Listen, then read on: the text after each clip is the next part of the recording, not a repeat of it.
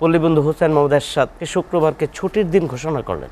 আজকে আমরা সেই শুক্রবারের ছুটির দিনের সুফল পাচ্ছি। একসময় আপনার সকল ধর্মীয় প্রতিষ্ঠানের বিদ্যুৎ বিল, পানির বিল নেওয়া হতো। পল্লীবন্ধু হুসেইন মোহাম্মদ এরশাদ সকল পানি এবং বিদ্যুৎ বিল সকল ধর্মীয় প্রতিষ্ঠানে মওকুফ করে দিলেন, সেটা মসজিদ, মন্দির, গির্জা সব। এবং এই জন্য সকল ধর্মের মানুষ ওনাকে ভালোবাসতেন। এই যে আজান একসময় রেডিও টেলিভিশনে প্রচার হতো না, উনি সেই আজান রেডিও টেলিভিশনে যাতে প্রচার হয় সেই ব্যবস্থা করলেন। এখন থেকে রেডিও টেলিভিশনে আজান করে সম্প্রসারিত হয়ে আসছে। এরকম আপনার উনি ইসলামের জন্য অনেক কাজ করেছেন।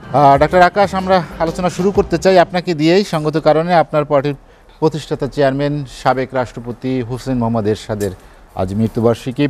আমরা তার প্রতি গভীর শ্রদ্ধা জানাচ্ছি এবং তার আত্মার প্রতি বিধেয়ী আত্মার শান্তি কামনা করে আলোচনাটা শুরু করতে চাই আপনাকে দিয়েই। কারণ জাতীয় পার্টির প্রতিষ্ঠা এবং তার এগিয়ে চলা, এরশাদের অবর্তমানে জাতীয় পার্টির যে হাল, আপনার কাছে কি মনে হয় যে তার অনুপস্থিতি জাতীয় পার্টির কর্মীরা অনেকটা হাড়ে হাড়ে টের পাচ্ছে?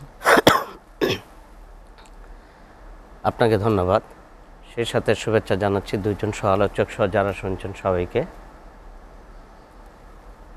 আজ 19শে জুলাই, 14 জুলাই, আজ 14ই জুলাই।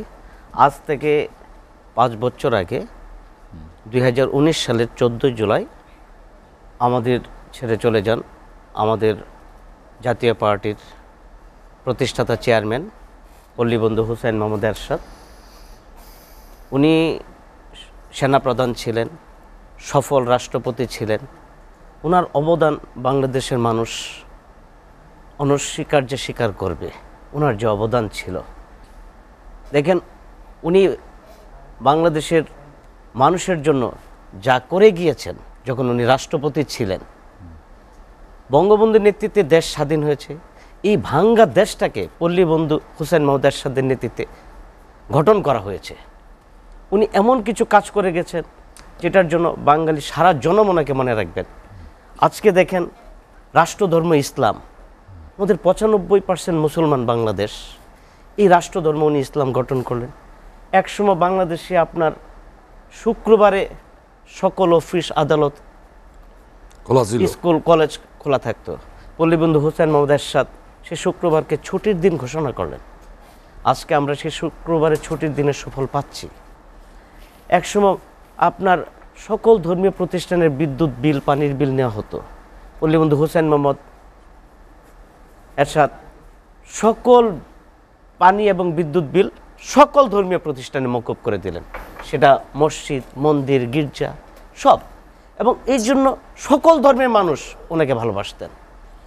দেখেন পল্লীবন্ধু হুসেইন মোহাম্মদ এরশাদ, এই যে আজান একসময় রেডিও টেলিভিশনে প্রচার হতো না, উনি সেই আজান রেডিও টেলিভিশনে যাতে প্রচার হয় সেই ব্যবস্থা করলেন। এখন থেকে রেডিও টেলিভিশনে আজান করে সম্প্রসারিত হয়ে আসছে।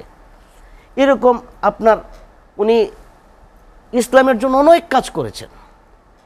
জাকাত বোর্ড গঠন করেছেন, মাদ্রাসার স্বীকৃতি দিয়েছেন, গুচ্ছ গ্রাম গঠন করেছেন। এরকম অসংখ্য কাজের নজির ওনার আছে।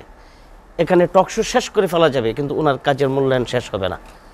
আমি পল্লীবন্ধু হুসেইন মোহাম্মদ এরশাদের বিধি আত্মার মাগফিরাত কামনা করছি। আল্লাহ তাআলা ওনাকে ওনার ভালো কাজগুলির জন্য ওনাকে জান্নাতবাসী করুক। এবং যদি কোনো দুষ্কৃতি থাকে আল্লাহর কাছে প্রার্থনা করছি যাতে ওনাকে ক্ষমা করে দিয়ে ওনাকে জান্নাতের সর্বোচ্চ আসন দেন। দেখেন উনি প্রতিষ্ঠাতা চেয়ারম্যান ছিলেন, উনি একটা দল গঠন করেছেন।